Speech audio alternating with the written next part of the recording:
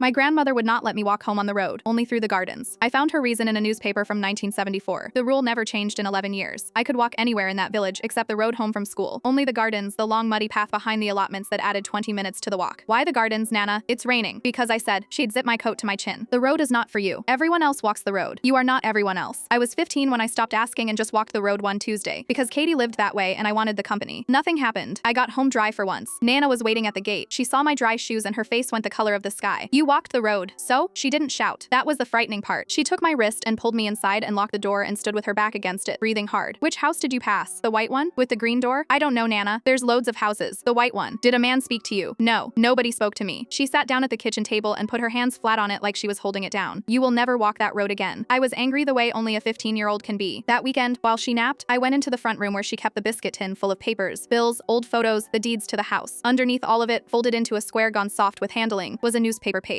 Local Gazette. October 1974. The headline was about a girl, 14. She'd walked home from school along the road and never arrived. They found her 3 weeks later in the woods past the allotments. A man had been questioned and released. No charges. The paper printed his name and, God help me, his photograph. I knew the face. Older now, jowls gone soft, but I knew it. He was the man who tended the garden of the White House with the green door. He waved at children. He gave out sweets at Halloween. I'd taken them. The girl's name in the paper was Margaret. My grandmother's name is Margaret. I read it again. It wasn't her. Same name, different girl, but the girl had been her best friend. There was a second, smaller article clipped beneath it, an interview, and one line was underlined in biro pressed so hard it had torn the paper. A witness, aged 14, said she saw them together but was too frightened to be named. She'd seen him. She'd been walking the road too that day, and she'd lived because he took Margaret and not her. And she was never named and he was never charged and he had lived in that White House for 50 years waving at the children who walked past. And she had spent every one of those years making sure I walked the gardens. I didn't tell her I'd found it. I took the page and the photograph and I went to the police, the real station in town, not the local man who'd probably gone to school with him. I gave them the paper. I told them what my grandmother saw in 1974. They said the case was cold. They said a witness who'd stayed silent for 50 years wasn't much. So I did the thing I'm not proud of. I went back to the White House. I knocked on the green door with my phone recording in my pocket. He opened it. Same waving smile. You're Margaret's girl, he said. The little one from the gardens. Granddaughter. She sends me the garden way. She never says why. His smile didn't move, but something behind it did. Smart woman, your Nan. Roads aren't safe for girls. Were they safe in 1974? The smile went. I watched it go. Margaret should have kept her mouth shut, he said. Quiet, almost fond. She saw. She knew to stay quiet. You'd do well to be like her. That was all I needed. I stepped back off his step and he saw my hand come out of my pocket with the phone still recording and his whole face changed at once. And he lunged for it and I ran down the road, the forbidden road, screaming and doors opened. And people came out and he stopped at the edge of his own garden because he couldn't chase me in front of all of them. The police had the recording by evening. They had the paper. They had a man admitting a 14-year-old had seen something worth staying quiet about in a village where a 14-year-old had died. They arrested him on the Thursday. I watched from Nana's window as they walked him down the road to the car. She stood beside me and she didn't say anything for a long time. Then she said, "You walked the road." I did. Margaret couldn't. She said. I couldn't.